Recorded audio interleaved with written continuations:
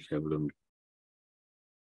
Oke ya, jadi absensi ini dibutuhkan untuk apa namanya nanti perhitungan biaya gajinya ya. Jadi ini supaya supporting dokumen. Jadi kalau kamu nanti misalnya merasa apa namanya dalam digaji kurang gitu, nanti ada datanya di sini.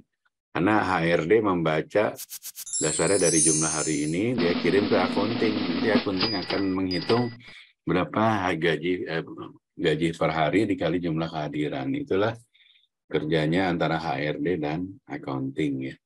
Seperti sini ada yang mau nanya nggak? Ada yang mau nanya nggak untuk Perol?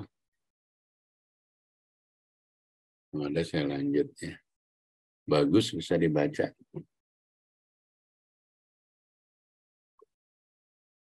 Bagus. Ya, Pak. Employee welfare benefits can be in the form of transportation, allowance, BPJS, social security holiday allowance, pension benefits, and other benefits which are the policy of local hotel management. Transport general expolial benefit cash and bank. Oke, jadi yang tadi saya sampaikan kan employee benefit. Employee benefit itu bisa dibayar pakai uang atau dibayar pakai naturanya atau kayak makan. Kalau di hotel kan nggak dikasih uang makan, tapi dikasih kamu bisa makan di kantin sekali. Kalau manajer bisa makan di restoran sekali gitu kan ya. Nah itu adalah employee benefitnya. Terus kamu nanti dibayarin misalnya jaminan hari tuanya, atau kamu dibayarin asuransi kesehatannya gitu ya. Nah nanti pihak akunting waktu di akhir bulan dia mencatat. Jadi employee benefit misalnya employee benefitnya departemen FO gitu ya. Totalnya 100 juta itu terdiri dari BPJS-nya stafnya FO semuanya. Terus ada JHT-nya jaminan hari tuanya anak FO dan sebagainya di dalam satu departemen. Nanti waktu dibayarin ke BPJS-nya itu kan ngurangin uang atau ngurangin uang di bank atau uang cash nih. Jadi uangnya dikredit, itunya jadi biaya. Jadi biaya bagi Departemen FO untuk employee benefit. Ini jurnalnya ya. Jadi kamu nanti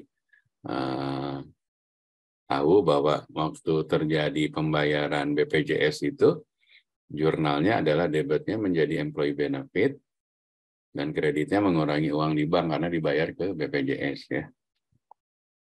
Nah, pertanyaan ini ada soal. Jadi, misalnya kantin kita memberikan jatah makan kantin itu misalnya 10.000 gitu ya. Nah, nanti kalau kamu biasanya bulan puasa, kalau kamu nggak makan, baru diganti uang tuh, tapi harus absen. Misalnya hari ini kamu selama sebulan full puasa, berarti kan kamu nggak ngambil hak makan di kantin tuh. Nah, hak makan kamunya nanti diganti dengan uang tuh biasanya. Jadi misalnya kalau biaya makannya rata-rata per orang 10.000 ya dikali 25 hari kerja. Jadi nanti pada akhir bulan kamu dapat uang 250 gitu ya. Ini kalau misalnya kamu nggak makan dalam bulan puasa, itu biasanya hotel akan memberikan kompensasinya dibayar pakai cash. Tapi waktu kamu makan, misalnya nggak puasa bagi yang perempuan atau bagi yang non-muslim nggak puasa, dia nggak entitled ini. Karena ini bagi yang berpuasa aja gitu. Misalnya perusahaannya memberikan kebijakan seperti itu gitu ya.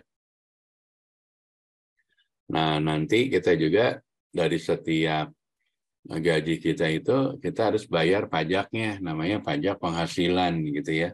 Nah, di kontrak kerja nanti akan di stated, ditulis pajak dibayar oleh perusahaan kah atau pajak ditanggung oleh karyawan. Kalau pajak ditanggung karyawan berarti gaji kamu masih gross atau kotor. Jadi akhir bulan misalnya gaji kamu 10 juta, ntar kamu terimanya nggak 10 juta karena nanti akan dipotong pajak penghasilannya. Nah, pajak penghasilannya berapa? Masing-masing tergantung dari statusnya. Kalau statusnya bujangan, pajaknya jauh lebih besar. Kalau anak 1, anak 2, sampai anak 3 itu semakin banyak anak, berarti semakin banyak tanggungan, pajaknya lebih kecil gitu di dalam posisi yang sama ya. Itu adalah peraturan pajak yang sudah ditetapkan oleh negara ini gitu ya. Nah, nanti jurnalnya, ya tadi kan makan karena kita dibayarin, kamu makannya nggak di kantin gitu ya, tapi karena bulan puasa, akhir bulan, accounting bayar kamu uangnya, uang makannya.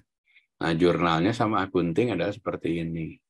Biaya makan 250.000, terus mengurangi bank, karena banknya keluar 250.000 dibayar ke kamu gitu ya.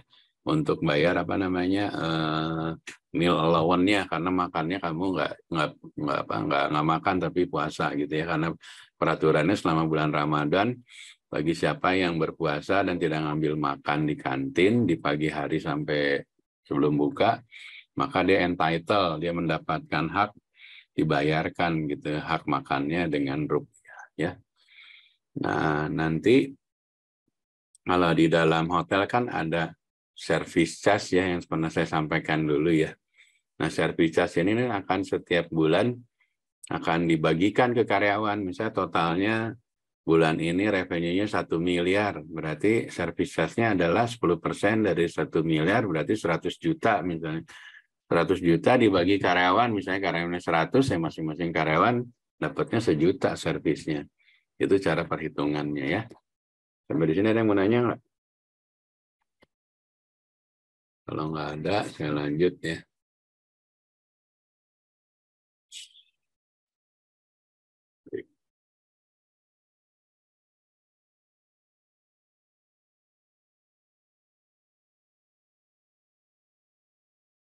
Nah, nanti di dalam accounting itu ada namanya jurnal gaji. Jadi semua gaji itu akan di-recap. Jadi misalnya namanya, tadi siapa nama kamu misalnya, Gede, Reza, atau siapa gitu. Ini namanya Agustia. Departemennya Sales and Marketing. Misalnya gajinya 850.000.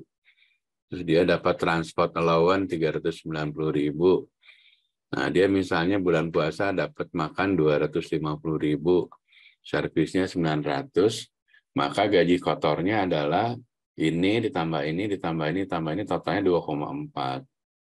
Nah, dipotong jam sostek. Ya, jam sostek biasanya misalnya 2%, misalnya 2% dari ini dapatnya segini. Terus ada koperasi, iurannya, ada asuransi kesehatan, dipotong biaya gaji pajak gitu ya. Nah, ini total potongannya, maka dia dapat gaji bersihnya seperti ini nih.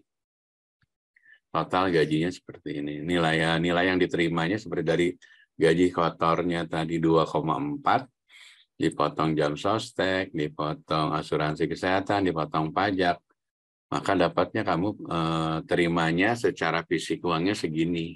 Karena sebagian dibayarin untuk pengurangi, yaitu salah satunya pajak dan asuransi atau BPJS gitu ya. Nah, ini setiap bulan akan dibikin oleh akunting. Nah, nanti kalau kamu mau tanya atau komplain, misalnya gajinya kok kurang gitu, nanti akan dicek. Nggak benar nggak gitu gajinya, mungkin kehadirannya kurang.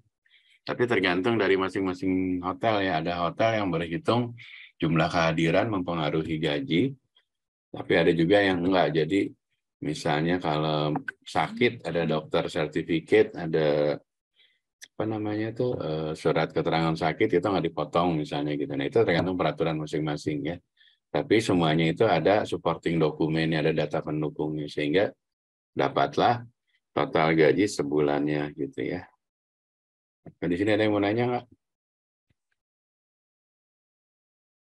Nggak ada yang nanya, saya lanjut ya.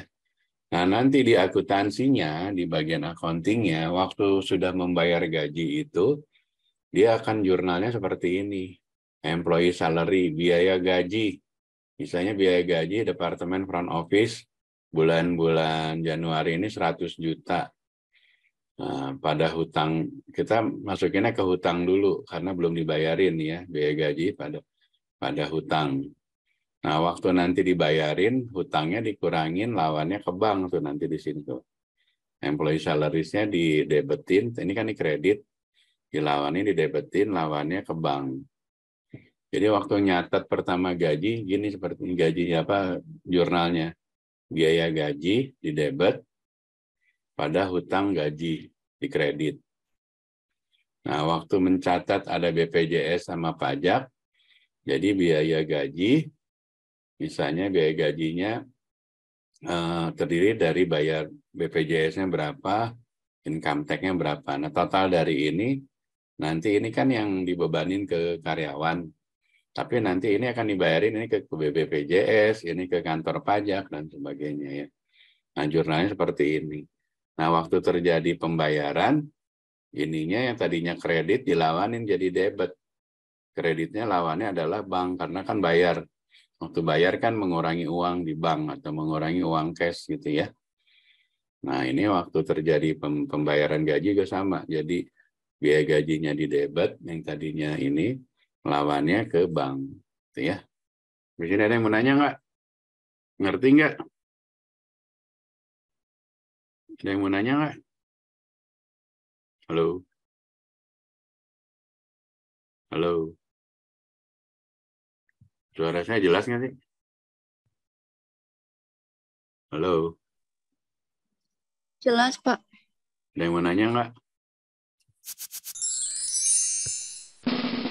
Kalau nggak ada, saya lanjut ya. Nah, ini jurnalnya di accounting seperti ini kalau di dalam bukunya ya. Biasanya masing-masing rekening, masing-masing account itu ada kodenya, ada chart of account-nya. Misalnya gaji biaya front office itu depannya 510, chart of account-nya 510. Jadi waktu kita membebankan biaya gaji front office, misalnya bulan ini gajinya 2.450.000, jurnalnya adalah debitnya adalah di salary expense payable ya. Nanti kreditnya macam-macam, ada biaya gaji, ada biaya pajak, BPJS, segala macam gitu ya. Nanti kurangnya ke bank gitu ya. Ini adalah contoh dari voucher kalau terjadi pembayaran gaji. Jurnalnya seperti ini ya. Nanti dipelajarin ya. Pokoknya intinya debitnya biaya gaji, kreditnya adalah BPJS, biaya pajak, terus ngurangin bank karena waktu dibayar nilainya berapa totalnya gitu ya. Oke, sampai di sini. Kalau nggak ada pertanyaan, ini ada kuisnya ya. Kuisnya adalah transportation diberikan 250.000. Jumlah hari kerjanya dalam satu hari 25 hari. Berarti dia terima uangnya berapa di akhir bulan. Misalnya ini 250.000-nya misalnya per hari ya. Ini mana kegedean nih. Nanti pertanyaannya kalau ini dikali 25 hari dapatnya berapa. Terus misalnya yang kedua penjualan hotelnya 1.021.000. Nanti coba dihitung berapa servisnya, berapa hotel tag-nya. Kemarin udah saya ajarin kan cara ngitungnya ya. Nanti di emailnya ke sini ya, jangan email yang ke email saya yang lain ya. Di emailnya ke sini ya, kuisnya ya. Tolong ini menambah nilai UTS sama UAS bagi yang nggak kirim ya, nilainya seadanya aja ya. Oke, kalau nggak ada pertanyaan, saya akhiri. Ketua kelasnya siapa? Saya, Pak. Bisa tolong dipoto dulu. Baik, Pak.